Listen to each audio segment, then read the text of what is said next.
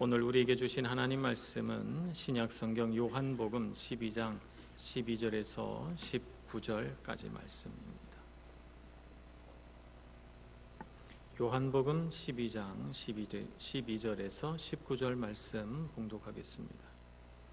그 이튿날에는 명절에 온 큰 무리가 예수께서 예루살렘으로 오신다는 것을 듣고 종려나무 가지를 가지고 맞으러 나가 외치되 호산나 찬송하리로다 주의 이름으로 오시느니 곧 이스라엘의 왕이시여 하더라. 예수는 한 어린 나귀를 보고 타시니 이는 기록된 바 시온 따라 두려워하지 말라 보라 너의 왕이 나귀 새끼를 타고 오신다 함과 같더라. 제자들은 처음에 이 일을 깨닫지 못하였다가 예수께서 영광을 얻으신 후에야 이것이 예수께 대하여 기록된 것임과 사람들이 예수께 이같이 한 것임이 생각났더라. 나사로를 무덤에서 불러내어 죽은 자 가운데서 살리실 때에 함께 있던 무리가 증언한지라. 이에 무리가 예수를 맞으면 이 표적 행하심을 들었음이로라. 바리새인들이 서로 말하되 볼지어다 너희 하는 일이 쓸데없다. 보라 온 세상이 그를 따르는도다 하니라. 아멘. 고난주간을 바라보면서 예수님께서 고난당하신 십자가 사건을 찬양으로 들으니 마치 예수님께서 우리 눈앞에서 돌아가시는 것 같아서 정말 마음이 간절해지고 예수님의 사랑이 얼마나 큰가 다시 한번 되새기게 됩니다. 6월절 예루살렘 입성을 앞에 두고 예수님께서 마지막으로 행하신 기적이 어떤 기적인가 하면 바로 죽은 나사로를 살리시는 기적이었습니다. 죽은 나사로가 부활한 이 사건은 유대 사회에서 엄청난 반향을 불러일으켰습니다.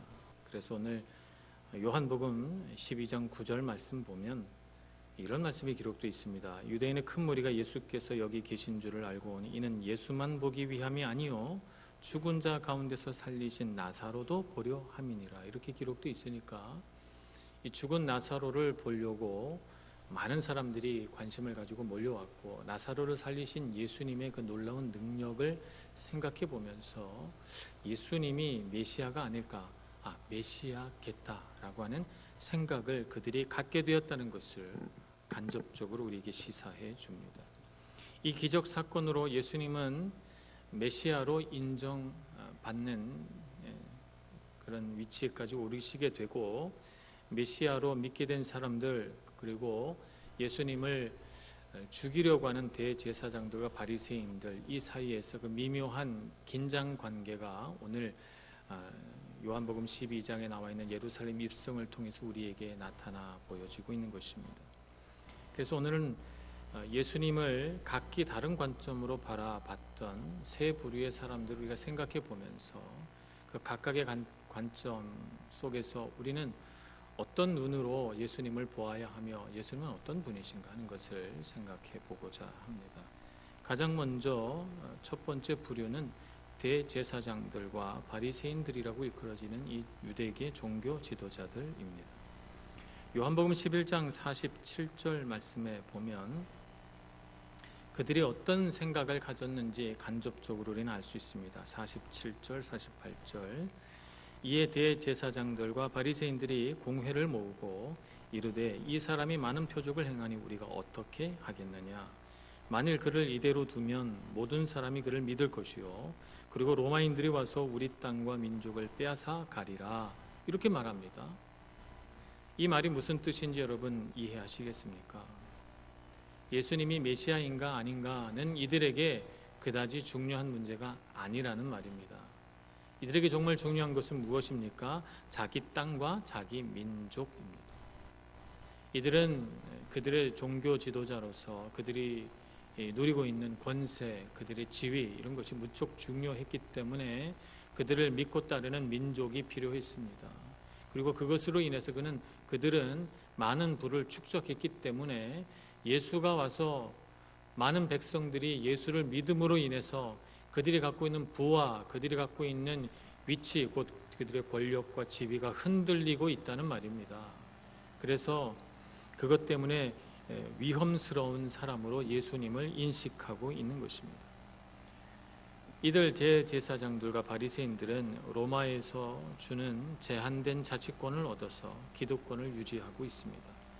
로마의 정치 권력과는 공생관계에 있죠. 로마는 질서 유지에 드는 비용과 또 이민족을 다스려야만 할 때 필연적으로 따르게 되는 군사적인 여러 가지 대가 지불을 조금이라도 줄일 수 있도록 하기 위해서 당시 자신들이 정복한 지역에 자치권을 줘서 그 민족을 그 민족 사람들이 다스리도록 하는 정책을 폈습니다. 대제사장들은 로마에 협조함으로써 자신들의 지위와 재산, 기득권을 유지할 수 있으니까 그들은 서로 공생관계에 있다 이렇게 볼 수가 있습니다. 그렇기 때문에 이 대제사장들은 솔직하게 말하면 메시아가 오는 것을 원하지 않습니다. 그러나 메시아가 오는 것을 우리가 원하지 않는다 이렇게 말하면 백성들에게 그들이 얻고 있는 신망과 존경을 다 잃을 위험이 있지 않습니까? 그래서 그들은 필연적으로 위선적인 신앙 태도를 가질 수밖에 없습니다. 백성들 앞에서는 메시아가 오기를 간절히 바란다 이렇게 말하고, 그리고 뒤에서는 메시아라고 인정되는 예수님을 어떻게 하면 죽일 수 있을까를 모의하고 있으니까 대단히 위선적인 신앙 태도가 보여진다고 할 것입니다. 이들의 관점에서 예수님은 자신들이 갖고 있는 지위와 기득권을 해칠 수 있는 위험 인물로 예수님이 보일 수밖에 없습니다. 바로 이 순간 대제사장 가야바는 이렇게 말합니다. 요한복음 11장 49절 50절 말씀입니다. 그 중에 한 사람 그 해의 대제사장인 가야바가 그들에게 말하되 너희가 아무것도 알지 못하는도다. 한 사람의 백성을 위하여 죽어서 온 민족이 망하지 않게 되는 것이 너희의 유익한 줄을 생각하지 아니하는도다. 이렇게 말합니다. 짐짓 백성을 위하고 민족을 위하는 것처럼 말하나 그러나 그들의 관심은 민족과 백성이 있지 않고 자신들의 지위와 재산에 있다는 것을 우리는 금세 눈치챌 수 있습니다. 그래서 가야바의 말은 뭐냐면 예수 한 사람 죽이면 우리의 모든 기득권을 유지할 수 있으니 예수 죽이면 된다라고 그들에게 일러주고 있는 것입니다. 그래서 그날부터 53절 이날부터는 그들이 예수를 죽이려고 모의하니라 이렇게 기록되어 있습니다. 이들에게 있어서 나사로의 부활 사건이 어떻게 보였을까요? 나사로의 부활 사건은 사람의 힘으로는 일으켜낼 수 없는 초자연적인 능력을 보여주기 때문에 이 죽은 나사로가 부활한 사건은 예수님이 메시아라고 하는 명백한 증거가 됩니다. 사람들도 그렇게 생각했습니다. 그러나 이 부정할 수 없는 사실 앞에서 그들은 자신들의 신념, 자신들의 기득권 내려놓을 생각이 없었습니다. 아니 오히려 나사로의 부활 사건을 부인하고 싶습니다. 그들에게 정말 중요한 것은 메시아도 아니고 하나님의 뜻도 아니고 바로 자신들의 기득권 유지이기 때문에 그렇습니다. 그래서 생각을 바꾸노니 차라리 예수님이 메시아라는 증거, 곧 부활한 나사로를 같이 없애버리는 것이 자신들에게 좋겠다 이렇게 생각을 합니다. 그래서 요한복음 12장 10절 11절에서는 이렇게 말합니다. 대제사장들이 나사로까지 죽이려고 모의하니 나사로 때문에 많은 유대인들이 가서 예수를 믿음이더라. 그래서 증거를 없애려고 나사로를 죽이는 모의까지 하게 됩니다. 참 이것은 매우 비이성적인 행동이라고 말할 수 있겠습니다. 어린아이들이 숨바꼭질하면 얼굴만 숨기고 자기가 숨었다고 생각하는 것과 똑같습니다. 나사로를 죽인다고 해서 예수님의 능력이 사라지는 것도 아니고 죽은 나사로가 살아났다는 사실이 없어지는 것도 아니건만 그들은 매우 비상식적이고 비이성적인 행동을 계획합니다. 이런 행동을 하게 되는 이유는 무엇입니까? 바로 그들의 마음속에 있는 죄 때문이죠. 죄는 우리 삶 가운데 비이성적이고 비상식적인 행동을 하도록 만듭니다. 그러나 그들은 자신들이 권세 있음을 알았기 때문에 이런 행동을 해도 부끄럽지 않고 이런 행동을 주저하지 않습니다. 그들에게는 힘이 있고 그들은 마음대로 할 자유의지가 있었기 때문입니다. 하나님께서 우리 사람에게 자유의지를 주신 까닭은 그 자유의지로 하나님을 경배하고 경외하라고 선하게 사용하라고 주신 것이지, 그 자유의지로 악을 획책하고 사람을 죽이는 데 사용하라고 자유의지를 주신 것은 아닙니다. 그러나 우리는 분명히 알아야 합니다. 그들의 이러한 죄악된 행동, 이들의 자유의지를 잘못 사용하는 그들의 그릇된 그 모든 능력도 하나님의 주권을 넘어설 수는 없습니다. 요한복음 11장 51절 52절은 이렇게 말합니다. 이 말은 가야바가 한 말을 가리킵니다. 이 말은 스스로 함이 아니요 그 해의 대제사장이므로 예수께서 그 민족을 위하시고 또 그 민족만 위할 뿐 아니라 흩어진 하나님의 자녀를 모아 하나가 되게 하기 위하여 죽으실 것을 미리 말함이로라. 그들은 자신들의 계획이 성공하도록 애쓰고 자신들이 그런 계획을 성공시킬 능력과 권세가 있다고 믿었지만, 그러나 하나님의 계획은 그들의 생각보다 훨씬 높은 곳에 계셔서 오히려 그들의 악한 생각들을 이용하셔서 하나님의 뜻을 온전히 이루어 가신다는 것입니다. 그러므로 인간의 자유의지가 아무리 크다 한들 하나님의 주권을 넘어설 수는 없는 것입니다. 대제사장들과 바리새인들은 그러한 사실을 알지 못합니다. 두 번째 부류는 무리들이라고 일컬어지는 사람들입니다. 로마의 압제 속에서 고통받는 서민들을 말하는 것입니다. 그들은 평범한 이스라엘의 백성들입니다. 그들에게는 아무런 기득권이 없습니다.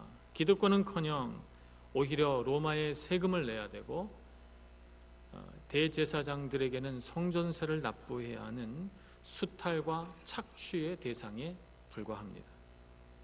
그들은 삶의 고통과 괴로움이 너무나도 컸기 때문에 그들은 정말로 메시아가 오기를 간절히 기다립니다. 메시아에 대한 기대가 큽니다.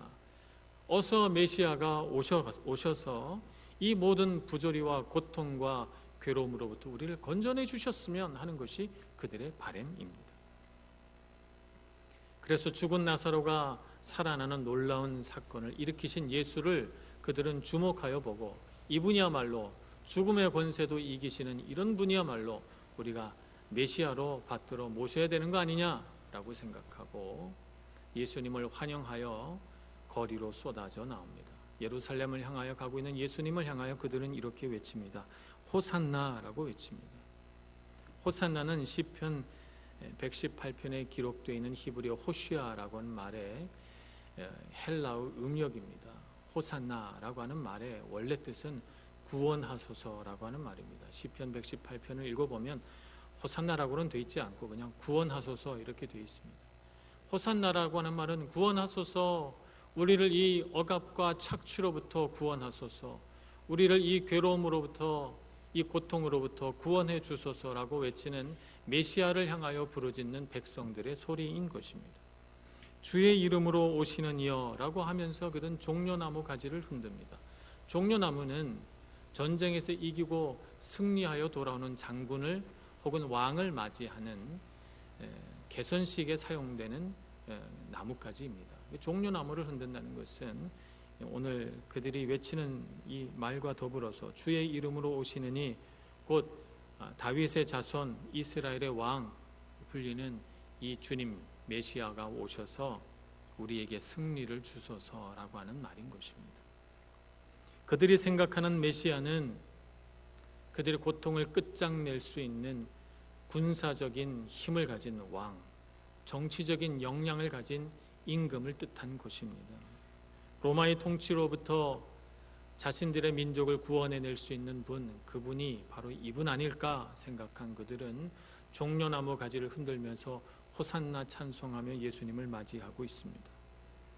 그러나 이러한 그들의 메시아에 대한 기대가 무너졌을 때 예수님께서 속절없이 로마 관청에 잡혀 십자가형을 언도받게 되는 그 순간에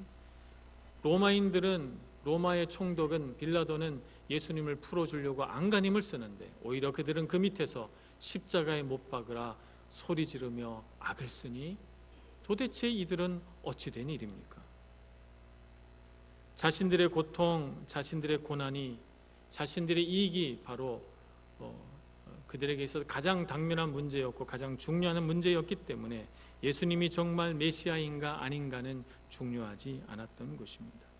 그래서 예수님이 메시아처럼 보일 때는 호산나 주의 이름으로 오시는 이여 이렇게 부르고, 그들의 기대가 무너지면 십자가에 못 박으라 이렇게 외치기도 하는 것입니다. 자신들의 목적에 따라서 예수님을 환영하기도 하고 예수님을 죽이라고 외치기도 하는 무리들은 그들의 마음의 중심이 하나님께 있지 않으므로 예수님을 온전히 보지 못합니다.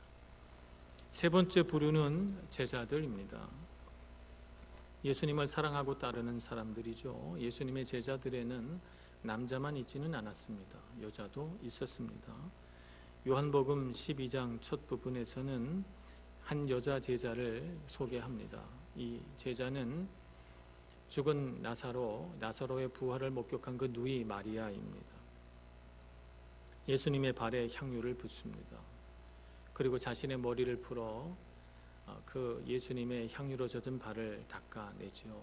보통 유대계 여자들은 단정하게 머리를 묶는 것이 관습이었습니다만, 그러나 이 여인은 머리를 풀어 예수님의 발을 닦아 예수님을 향한 그의 사랑, 또 예수님을 향한 감사, 예수님의 헌신을 보여주고 있습니다. 그러나 제자들은 이 여인이 예수님을 향해 보여주고 있는 놀라운 사랑과 감사와 헌신의 행위를 다 깨닫지 못합니다. 가롯 유다는 그 향유를 300데나리온에 팔아서 가난한 이들에게 나누어 주었으면 좋겠다 말하면서 마치 이 여인을 나무라듯이 꾸중하듯이 말합니다. 그러나 예수님은 이 여인을 칭찬하며 나의 장례를 위하여 이 향유 남은 것을 예비해 놓으라 이렇게 말씀하시죠. 예수님을 정확히 잘 모르는 제자들의 모습이 곳곳에서 눈에 띕니다. 오늘 12장에서는 예수님께서 어린 나귀를 타고 예루살렘으로 입성하십니다. 스가랴서 9장 9절의 말씀을 그 뒤에 이어 기록하죠. 15절 이는 기록된 바 시온 따라 두려워하지 말라 보라 너의 왕이 나귀 새끼를 타고 오신다 함과 같더라 이렇게 말합니다. 예수님께서 왜 나귀 새끼를 타고 예루살렘으로 들어가셨는지 그 순간에는 깨닫지 못합니다. 그러나 예수님께서 십자가에서 죽으시고 부활하신 후에 그들은 스가랴서 9장 9절의 말씀을 읽으면서 크게 깨닫습니다.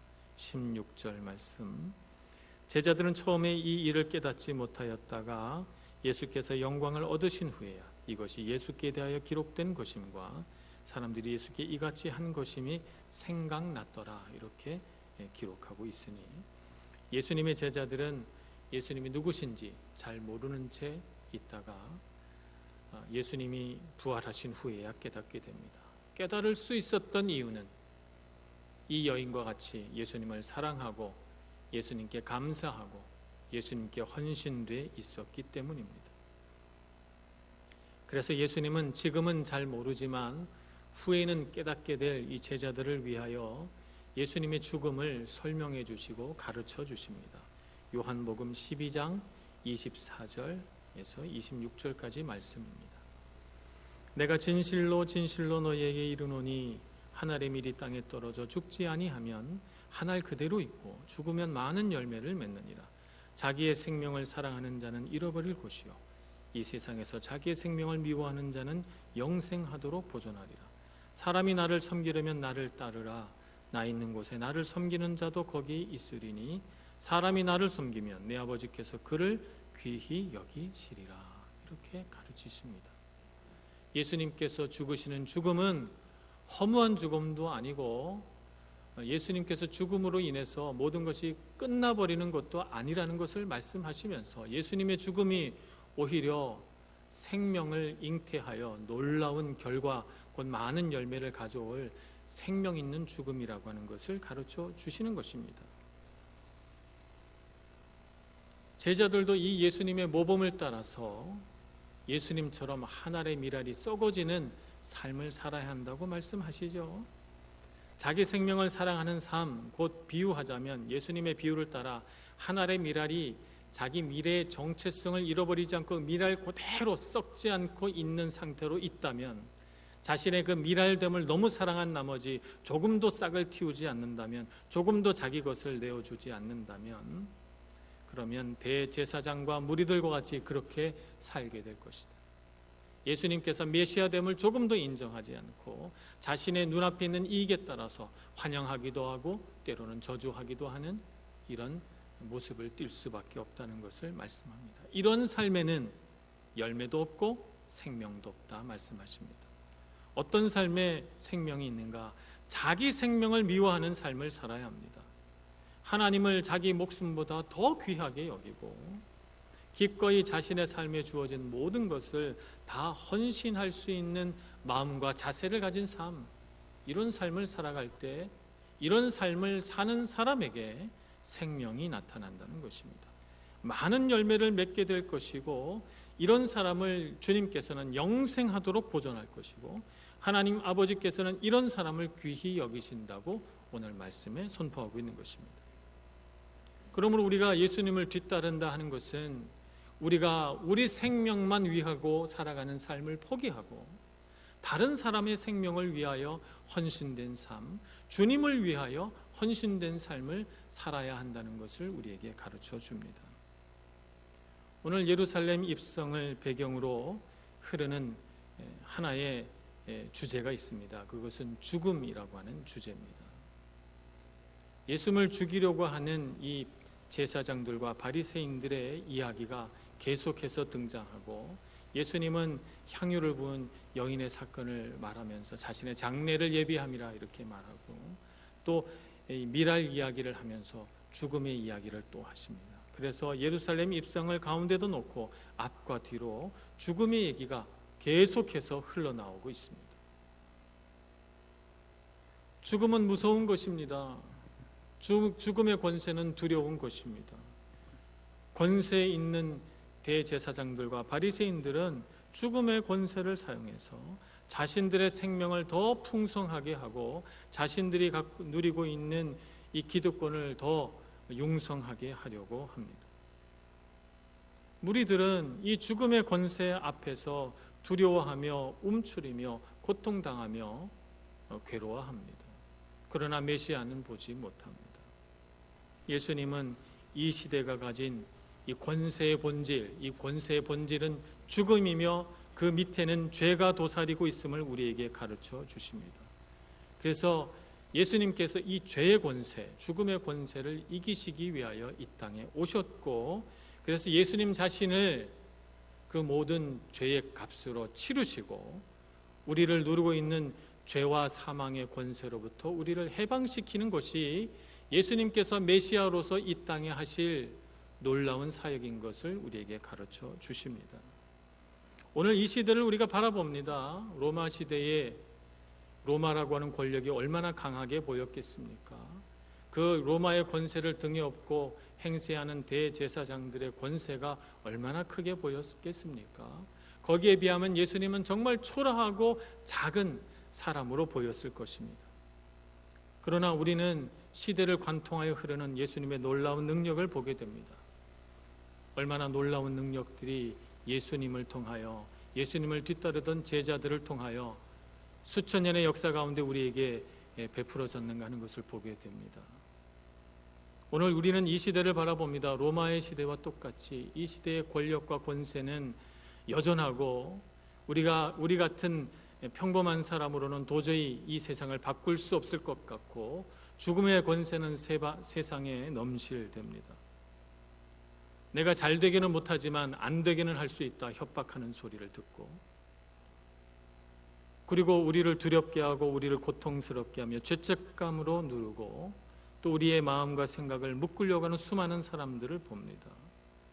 우리와 진실한 인간관계를 맺고 사랑하는 관계로서 살기보다는 이용하고 사용하려고 하는 수단으로 여기는 수많은 관계들을 보면서 우리는 탄식합니다. 우리의 쉴 곳이 어디며 우리의 생명은 어디 있습니까? 우리는 이런 세상에 맞서서 예수님의 능력으로 살아야 할 줄로 믿습니다. 주님께서 주신 생명을 이 세상에 심어야 하는 하늘의 미랄입니다. 우리는 안 되게 함으로써 자신의 능력을 드러내는 죽음의 권세를 이기고 남을 잘 되게 하는 능력을 사용하여 생명을 주는 사람들이 되어야 되겠습니다. 두려움과 죄책감과 묶음으로 고통당하게 하는 이 세상 속에서 기쁨을 주고 소망을 주고 용서하고 자유케 하는 그리스도인이 되어야 될 것입니다. 세상은 끊임없이 우리를 수단으로 여기고 이용하고 이용 가치가 떨어지면 아무런 아낌없이 버려버리는 이 세상의 썩은 관계 속에서 한 사람을 진실되게 사랑하고 끝까지 사랑하고 사람 자체가 목적인 관계의 풍성함을 누리는 우리 모두가 되어야 할 줄로 믿습니다. 예수님은 자신의 생명을 바쳐 죄와 죽음의 권세 아래 사는 사람들을 구원하셨습니다. 우리에게는 주님의 권세가 있습니다. 주님의 권세는, 주님의 생명의 능력은 세상의 죽음의 권세보다 훨씬 큽니다. 요한복음 11장 25절에서 예수님이 이렇게 말씀하셨습니다. 나는 부활이요 생명이, 나를 믿는 자는 죽어도 살겠고 무릇 살아서 나를 믿는 자는 영원히 죽지 아니하리니 이것을 내가 믿느냐. 믿음을 가진 여러분들 되시기를 축복합니다. 로마서 1장 16절 17절은 이렇게 말씀합니다. 내가 복음을 부끄러워하지 아니하노니 이 복음은 모든 믿는 자에게 구원을 주시는 하나님의 능력이 됨이라. 먼저는 유대인에게요 그리고 헬라인에게로다. 복음에는 하나님의 의가 나타나서 믿음으로 믿음에 이르게 하나니 기록된 바 오직 의인은 믿음으로 말미암아 살리라 함과 같으니라. 믿음 있는 자가 되어서 세상 권력 아무리 크고 세상 권세가 죽음의 권세를 아무리 자랑한다 할지라도 두려워하지 마시고 주저하지 마시고 움츠리지 마시고 생명을 세상에 심는 여러분 모두가 될 수 있기를 소망합니다. 오늘 예수님께서 예루살렘 성에 입성하실 때 바리새인들은 탄식하며 말합니다. 보라, 온 세상이 그를 따르는도다. 그들은 자신들이 예수님을 암살하려고 하는 계획이 좌절된 것 같아서 탄식하며 온 세상이 그를 따른다고 말합니다만, 오늘 우리는 이 바리새인들의 말을 들으며 그렇구나, 온 세상이 주를 따르는구나, 온 세상이 주를 따라 세상이 변했으면 좋겠다, 세상이 변할 것이다, 내가 그렇게 그리스도의 사람으로 살아보자 라고 결심할 수 있는 예언의 말씀으로 이 말씀 받을 수 있기를 소망합니다. 이 시대를 살아가며 좌절하고 속상해하며 힘들어하셨던 여러분, 주님과 함께 부활의 능력으로 사시고 생명을 주는 참된 주님의 제자들이 다 되시기를 축복합니다. 기도하겠습니다. 자비로우신 주님, 우리에게 주신 생명의 능력을 발휘하며 살게 하여 주시옵소서. 우리는 능력이 부족하고 어리석은 자들이오나 주님께서 우리에게 주신 능력으로 능히 이길 수 있음을 믿고 믿음으로 세상을 살아가게 하여 주옵소서. 죽음의 권세를 이기고 생명의 능력으로 사는 저희들 되게 해주시고 이 세상을 하나님의 뜻대로 변화시키는 하나의 미랄들이 다 될 수 있도록 복내려 주시옵소서. 예수님의 이름으로 기도합니다. 아멘.